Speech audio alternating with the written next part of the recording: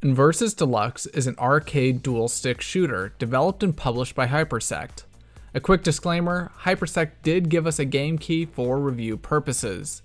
Now, the important question I will be answering today is whether or not Inversus Deluxe is a Nintendeal or a Nintendon't. There's no story for this game, so instead I'll explain some of the controls and mechanics. You move around with your left joystick while using your X, A, B, and Y buttons to fire. Holding one of these buttons down will charge up your shot for a more powerful blast. You have a total of 6 shots, and by simply waiting, your ammo will reload over time. You can also collect special ammo from destroyed enemies. This special ammo goes at a much faster speed compared to your default ammo.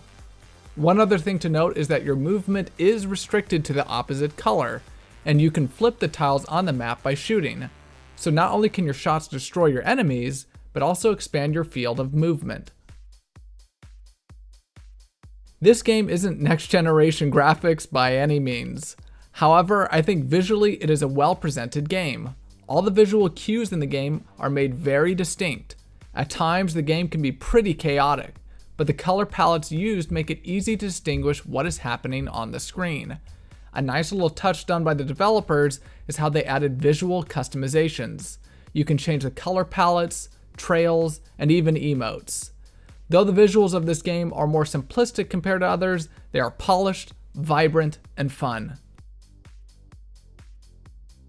So when it comes to the sounds of Inversus Deluxe, I'm not really going to focus on the sound effects. I think they were just fine, but I will talk a little bit about the music. The only issue I had with the music, though, is the fact that there's a lack of variety. There's only 5 tracks, but I felt like it really suited the gameplay. The gameplay is very fast paced. You have to have quick reflexes, and the music is trance or electronic, and it's very upbeat, it's fast, it's fun, and it really suited the gameplay in my opinion. You're having these chaotic moments either in arcade and versus mode, and the music is just suiting that so well. It's really complementing it. So I really enjoyed that. And if they had more tracks, that would have been even better. But overall, I enjoyed the music in this game. It's not going to blow your mind. You're not going to be like, wow, this is the best music I've ever heard in my life. But it definitely suits the game, and it's a very nice addition. The game itself is very simplistic. Your goal is to avoid getting killed and eliminating the enemy blocks. There are 2 modes you can play, arcade and versus mode, and by playing them you can earn levels which will unlock more customization features. First, I'll talk a little bit about arcade mode.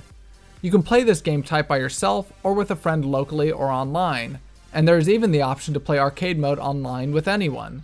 In this mode, hordes of blocks will try to attack you, and the level only gets harder as you progress. There are not a lot of levels, but the levels are pretty dang tough. And if you're someone who loves trying to go for a high score, then you will be at this for quite a while.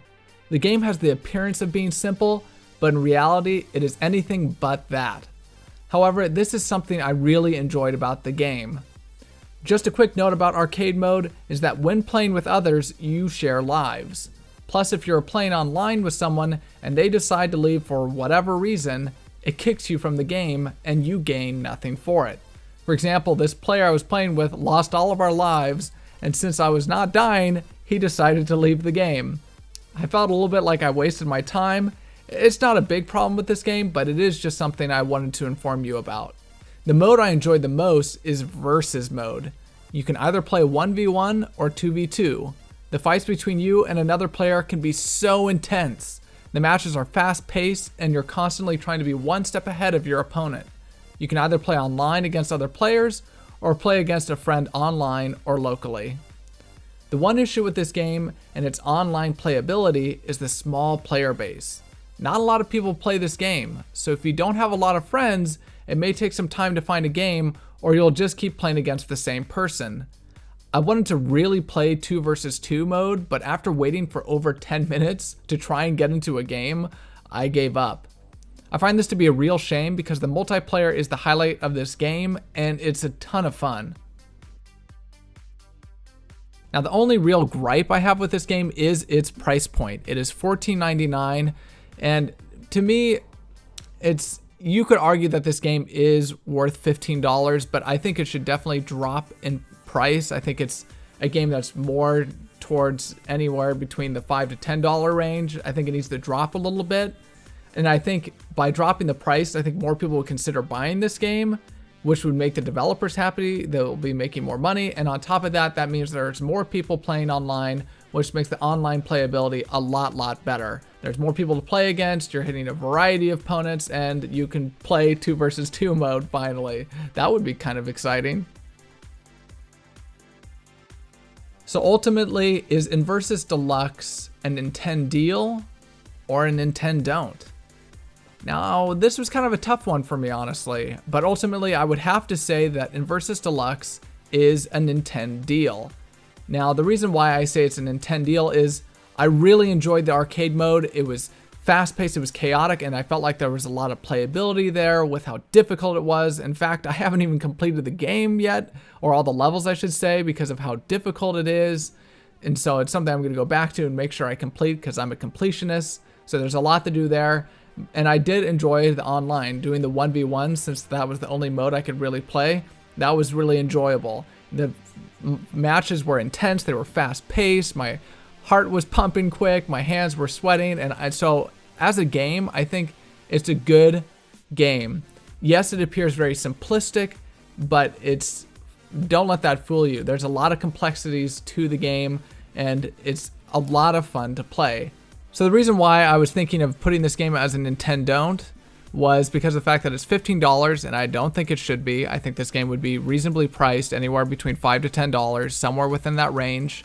And as I already said, I think it would be a win-win. More people would likely buy the game, and then on top of that, that means the online playability would be far better because there would be more players playing the game. And so the only people I would really not recommend this to then are people who are not very excited about the arcade side of things, and they would really only want to play this game for the online versus mode.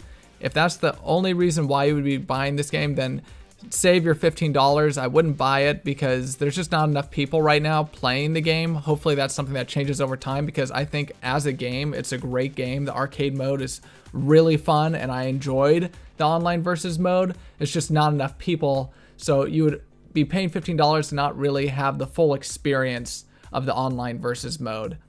So those are the only people I would recommend to not get this game. Otherwise, definitely go check this game out on the Nintendo eShop.